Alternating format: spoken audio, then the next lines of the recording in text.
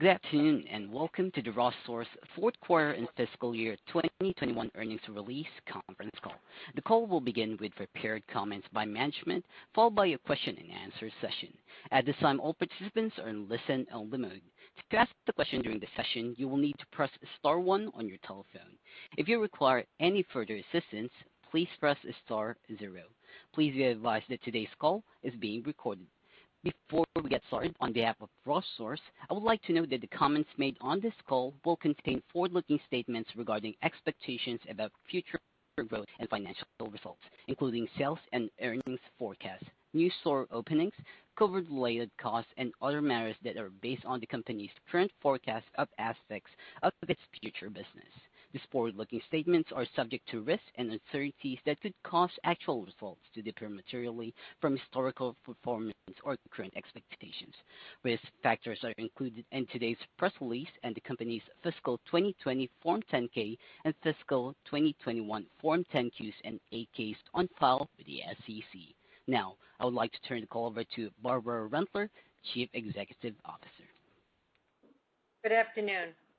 Joining me on our call today are Michael Hartshorn, Group President and Chief Operating Officer, Adam Orvos, Executive Vice President and Chief Financial Officer, and Betty Chen, Vice President, Investor Relations. We will begin our call today with a review of our fourth quarter and 2021 performance, followed by our outlook for 2022 and the longer term. Afterwards, we'll be happy to respond to any questions you may have. As noted in today's press release, we achieved strong sales results in the fourth quarter despite the negative impact from both the surge in Omicron cases during the peak holiday selling period and continued supply chain congestion. Earnings per share for the 13 weeks ended January 29, 2022 were $1.04 on net income of $367 million.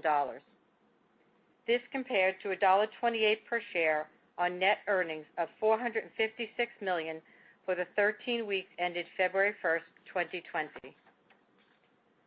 Total sales for the fourth quarter were $5 billion, with comparable store sales up 9% versus the same period in 2019. For the 2021 fiscal year, earnings per share were $4.87 on net income of $1,723 million, up from $4.60 per share on net earnings of $1,661 million in 2019. Total sales for 2021 rose 18% to $18.9 billion, with comparable store sales up 13%. Now let's turn to additional details on our fourth quarter results. For the holiday selling period, the best performing larger merchandise areas were children's and men's, while the Midwest and Southeast were the strongest regions. Similar to Ross, dd's DISCOUNT trends remained solid during the period. However, their profitability was also negatively impacted by cost pressures related to freight, wages, and COVID. At quarter end, total consolidated inventories were up 23% versus 2019, mainly from an increase in transit merchandise due to longer lead times from the industry-wide supply chain bottlenecks.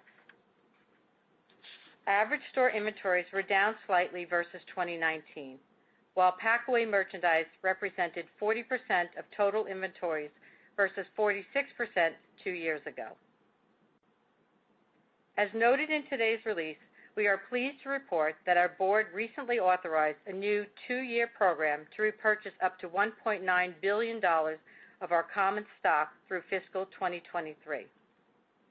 This authorization replaces the $850 million remaining under the prior buyback we announced in May of last year. A total of $650 million of common stock was repurchased under the previous program in fiscal 2021. The board also increased our quarterly cash dividend by 9% to 31 cents per share to be payable on March 31, 2022 to stockholders of record as of March 15, 2022. The increases to our stock repurchase and dividend programs reflect our ongoing commitment to enhancing stockholder value and returns, as well as our confidence in the strength of our balance sheet and projected future cash flows. Now Adam will provide further details on our fourth quarter results and additional color on our outlook for fiscal 2022. Thank you, Barbara. As previously mentioned, our comparable store sales increased 9% for the quarter. This gain was driven by growth in the size of the average basket, partially offset by a decline in transactions. Fourth quarter operating margin of 9.8% was down 350 basis points from 13.3% in 2019, mainly due to ongoing expense headwinds.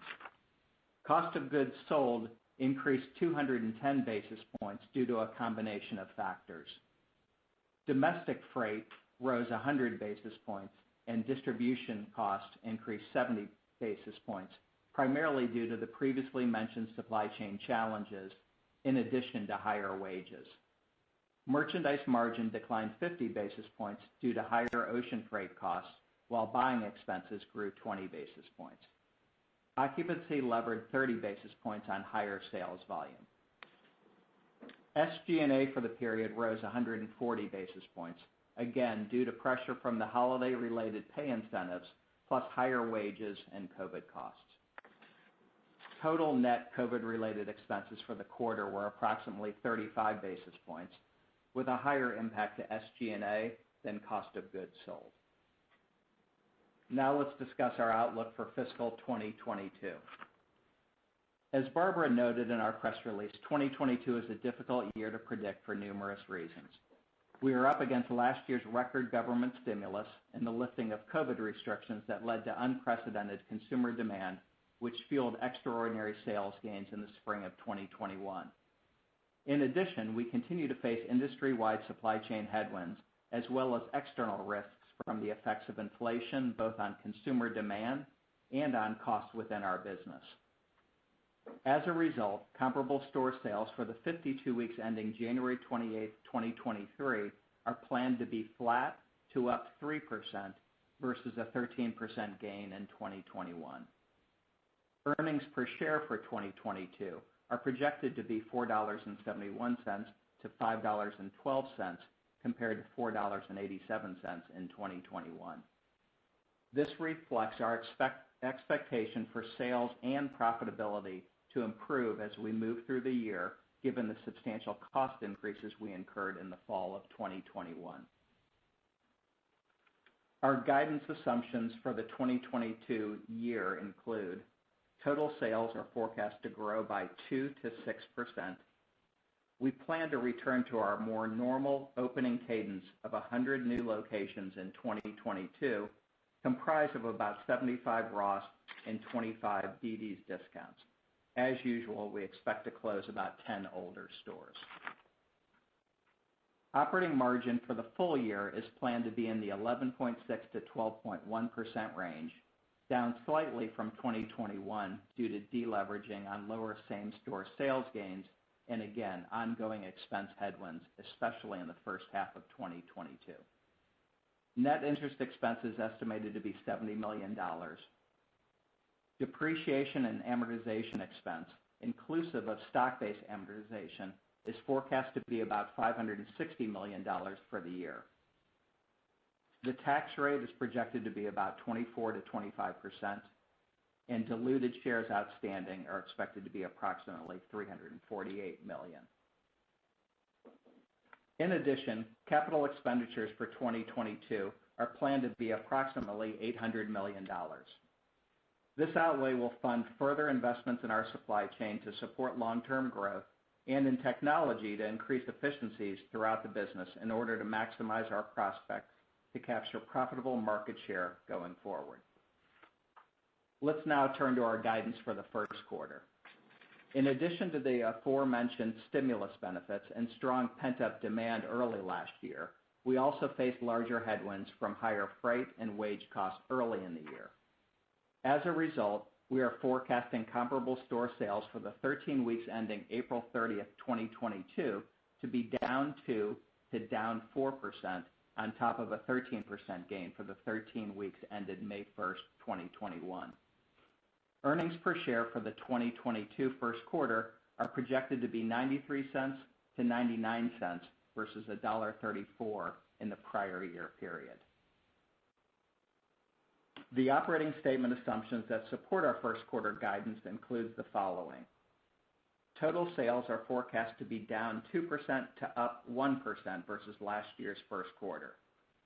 We plan to add 30 new stores consisting of 22 Ross and 8 dd's DISCOUNTS during the period. We project first quarter operating margin to be 10.2 to 10.6% compared to 14.2% last year. The expected decline reflects the deleveraging effect from the negative same-store sales assumption, as well as ongoing expense pressure from freight and wage costs early in the year. Net interest expense is estimated to be $19 million. Our tax rate is expected to be approximately 25%, and diluted shares are forecast to be about 350 million. Now I will turn the call back to Barbara Rentler for closing comments. Thank you, Adam. As mentioned in our press release, given consumers' increased focus on value and convenience, we have seen favorable sales trends in both our new and infill market stores.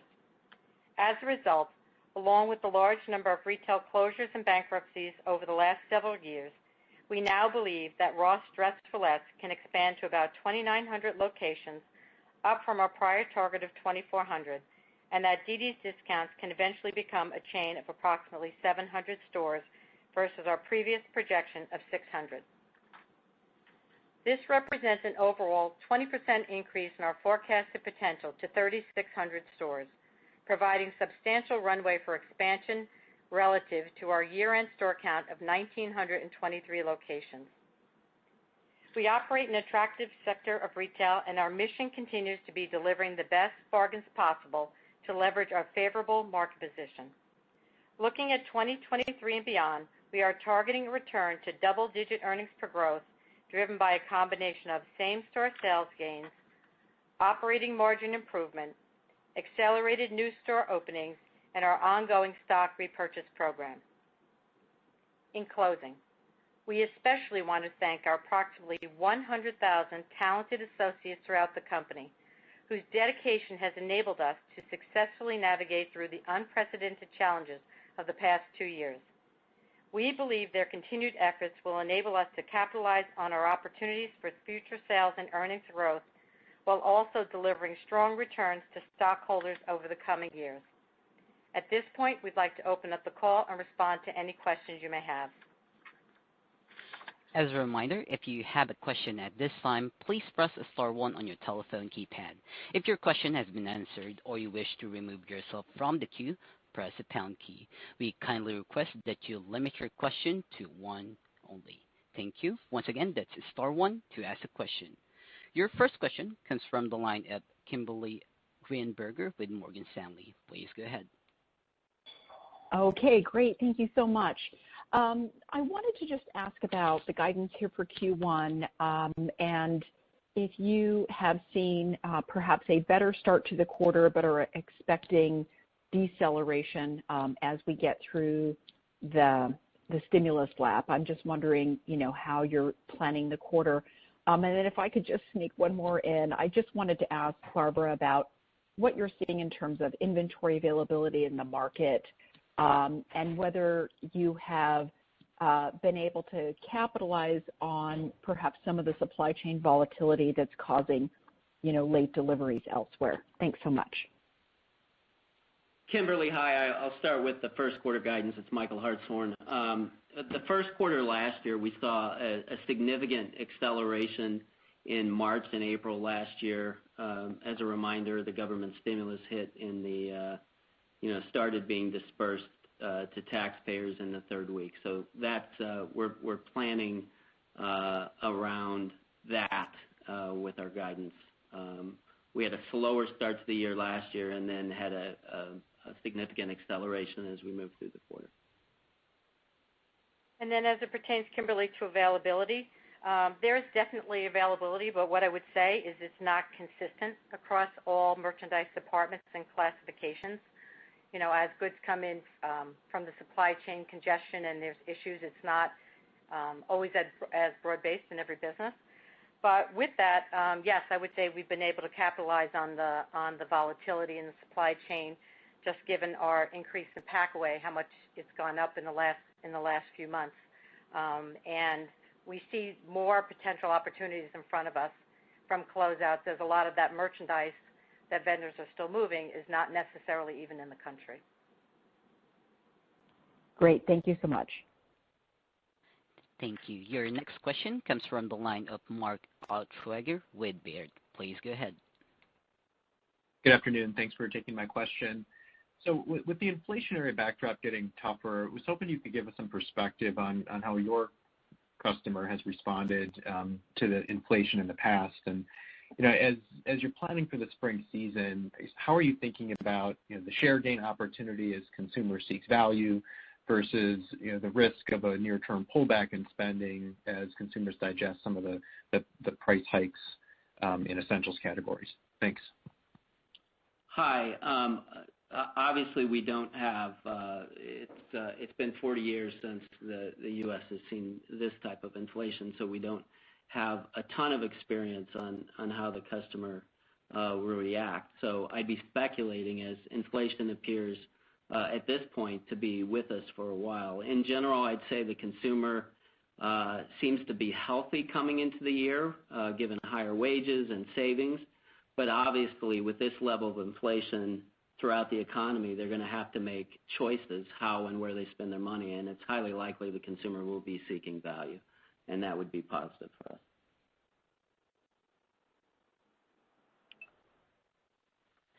Thank you. Your next question comes from the line of Matthew Boss with J.P. Morgan. Please go ahead.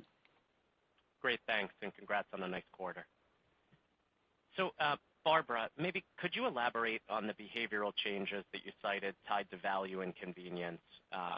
When you saw this potentially accelerate, how you think the model's positioned, and then just on the profitability front, as you cited in 2023 and moving forward, operating margin improvement. Help us to think about the drivers of that as we think about the return to double-digit earnings growth annually going forward. Matthew, let me. Go ahead, Michael. You go first. Go ahead. On the way we're thinking about this year, I'll just go through the components of expenses and then talk through the long-term model. Overall, like everyone in the U.S. economy, we're seeing cost inflation throughout the business. For us, it's most acutely felt in transportation, both domestic and ocean freight markets, and also on the wage front. In those three areas, we have a very good line of sight on ocean freight, and we know that they will remain elevated through 2022. On the domestic freight, we don't expect the same type of headwinds on core domestic freight, although we do expect, especially with the current geopolitics, we do expect volatility in fuel-related costs. And then on wages, with low unemployment rates, the overall labor market continues to be very tight, although the warehousing labor market has been the most competitive over the last year. All that said, we believe we're well positioned to start the year, especially given the wage actions we took in the back half of 2021. On the long-term model, given our market share opportunity with the consumer's heightened focus on value and convenience, and given the fact that we're facing less brick-and-mortar competition, we believe we have a market share opportunity going forward. So looking into 2023, we're, as you mentioned, we're targeting double-digit earnings per share growth, and the model or the formula looks very similar to what it looked like prior to the pandemic, and that's a combination of new store growth around 5%, comp sales of 3 to 4% with EBIT margin expansion at the high end of that range, and with the stock repurchase program, that adds up to the double-digit EPS growth.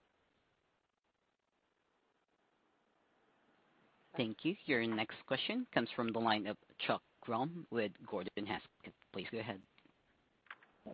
Hey, thank you very much. Earlier today, Kohl's spoke to an improving traffic picture in the month of February, and also noted that they've begun to see some trade down in certain categories, suggesting that the focus on value that you guys are suggesting is actually already started to begun. So just curious if you've seen that thus far and how it bodes for the balance of the year.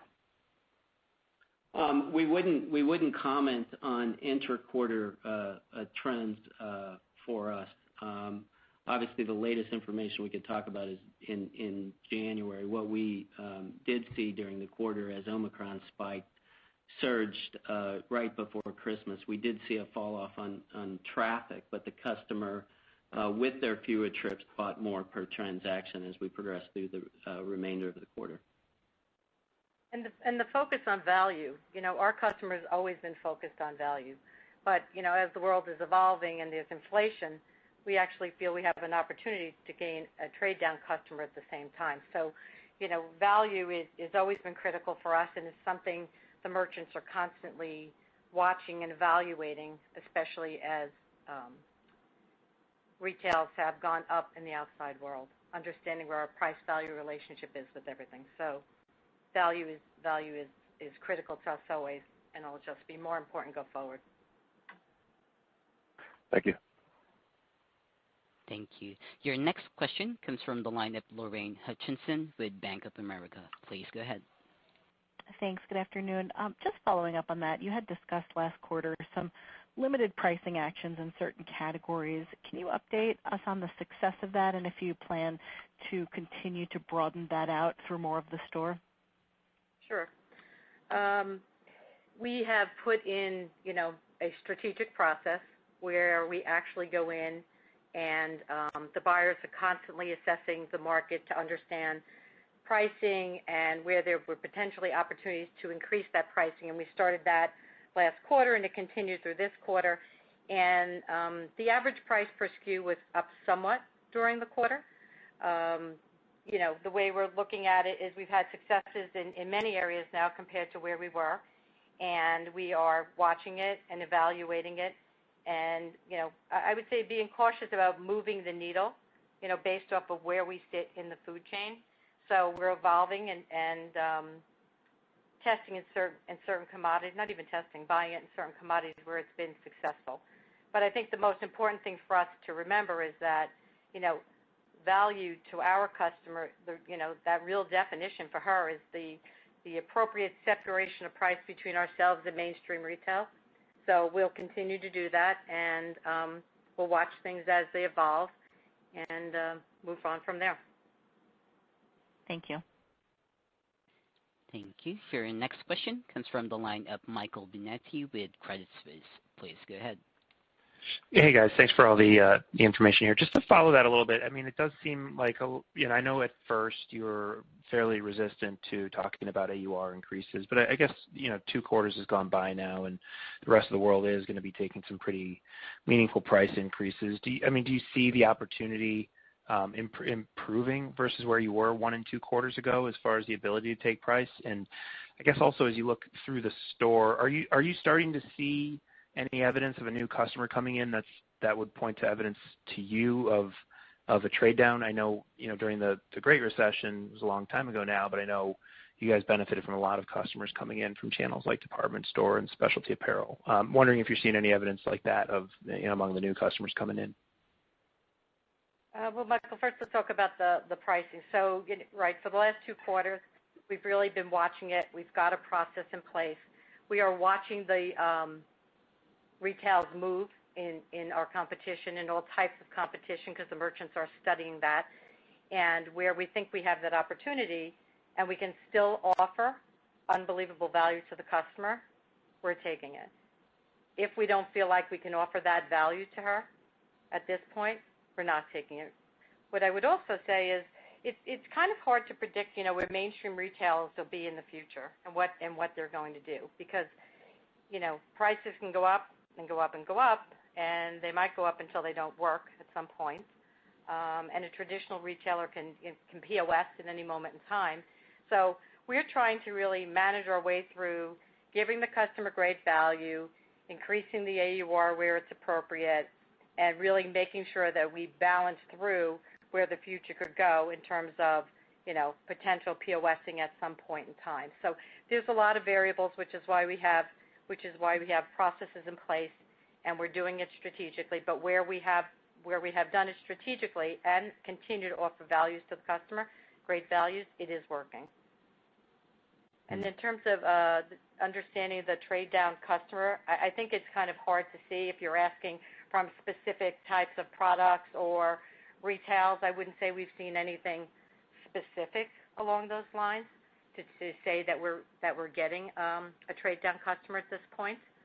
But with inflation continuing, one would think that would be a logical conclusion that over time that we could potentially pick up additional market share. Thanks a lot. Thank you. Your next question comes from the line of Marni Shapiro with Retail Tracker. Please go ahead. Hey, guys. I have just a quick follow-up on the pricing question again. I'm sorry. But are you able to take prices up at dd's? I know those prices tend to be a little bit lower and the customer a little bit more sensitive.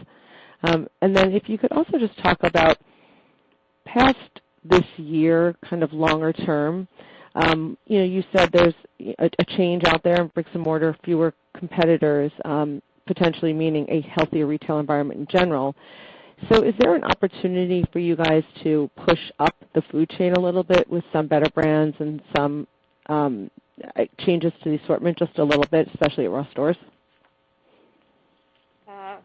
Okay, right. So two things. So at dd's, we have the customer is absolutely price sensitive and has lower price points. But in dd's, we're running the same process we're doing at ROST. We're studying it. The merchants are understanding it. They're understanding values because a lot of the competition for dd's is mass market, and a lot of those retails have gone up. And so, we're running the same process in both companies to make sure that we have real sides around it, we can understand it, and make the right decisions.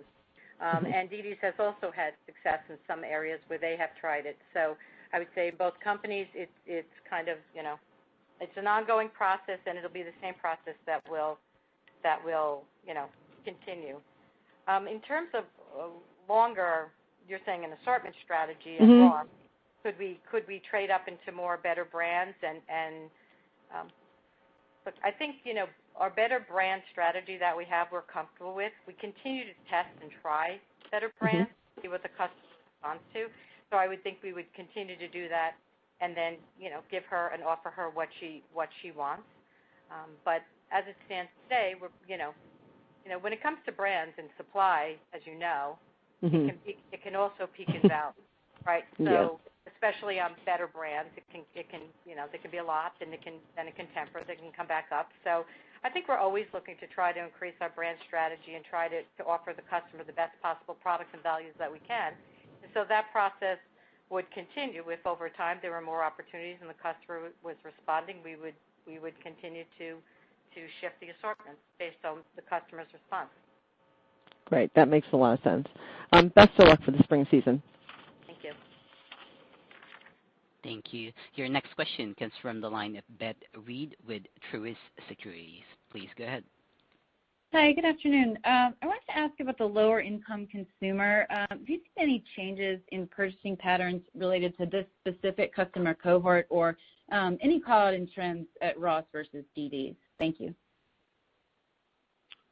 I wouldn't make any call-outs ROST versus dd's. dd's performance has been in line to ROST, actually performed better with government stimulus earlier in the year, but has maintained levels that are similar. And then in terms of changes, there are just so many factors that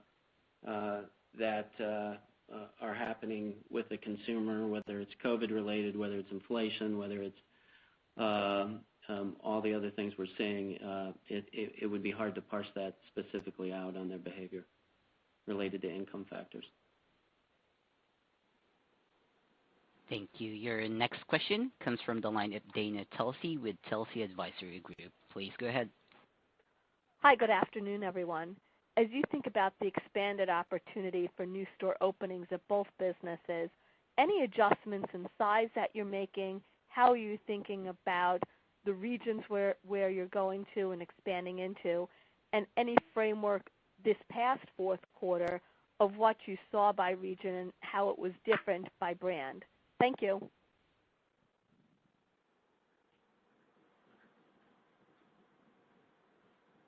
On region performance, what we saw in the fourth quarter, as we said in the commentary, the top performing regions included the Southeast and the Midwest, and then our largest regions, California, Florida, and Texas. Texas was above the chain average, and California and Florida were slightly below. But in terms of how we're thinking about long-term store potential, what gives us confidence in that is as we do every year, we look at research on the store potential, and there's a couple factors that are important. First of all, more broadly, the consumer's focus on value and convenience, and then the brick and mortar retail closures, but also the changing traffic patterns for evolving customer behavior post-COVID, our ability to cluster stores together in high density and high volume trade areas. We've had success in our smaller markets, and then last but not least, we have a favorable growth trends in our targeted demographics. So those are the changes that gives us confidence to increase the store count potential to 3,600 locations. Thank you. Thank you. Your next question comes from the line of Laura Champagne with Loop Capital. Please go ahead. Thanks for taking my question. It's about the long-term growth algorithm that you're laying out today, and it's more philosophical. Like, why is now we're going into our third year where the comparables aren't exactly likely to live up to their name? Why is now the right time to lay out this long-term growth algorithm, and what gives you the confidence that you can put up sustainable comp growth? What kind of a macro do you need to hit your goals? Well, I'd say number one, Laura, is what we've talked about, is given the customer's continued focus on value and convenience, we're in the right sector of retail, and we think we have a large market share opportunity ahead of us. I think this is the first time. 2022 is a difficult year to predict, but we think we can grow market share, and we think we have the strategies in place to be able to do that. If I can get a quick follow-on, will the growth, I think what I heard was store growth of about 5%. Would that push your CapEx in the out years up to more like 4 or 5% of sales compared to the 3.5% you have been running historically? There's a couple factors that go into the CapEx. Certainly, one of the most important is new store growth, but it can get choppy with our distribution center capital as last year we added a new distribution center that is opening early this year. So it can get a bit choppy, but going forward, I think it remains at these levels, maybe slightly up in future years based on distribution center capacity growth. Got it. Thank you. Thank you. Your next question comes from the line of John Kernan with Cowen. Please go ahead. Good afternoon. Thanks for taking my question. Freight inflation and wage inflation isn't the only cost inflation out there. Product costs are higher. What's the outlook for merchandise margin this year and long term? Yeah, John, I'll jump in on that. Consistent with the prior quarters in 2021, merchandise margin was strong. Without ocean freight, it improved every quarter versus LY, versus 2019. So while we expect ocean freight costs to remain elevated through 2022, we're going to anniversary that initial spike in ocean freight costs in the fall. So as we look forward into 2022, again, without the impact of ocean freight, we feel like it's healthy and will continue to be strong and grow in 2022. Obviously dependent on sales and inventory turns, but feel strong about that. Got it. Thanks. Just maybe one quick follow-up. Where are we in the wage inflation cycle at ROST stores, you seem to imply that you've taken wages up both in stores and DCs. We've heard quite a bit from some of your big box competitors out there about where they're taking wages. Where are we in the wage inflation cycle here? Do you feel comfortable where you are now in both DCs and stores?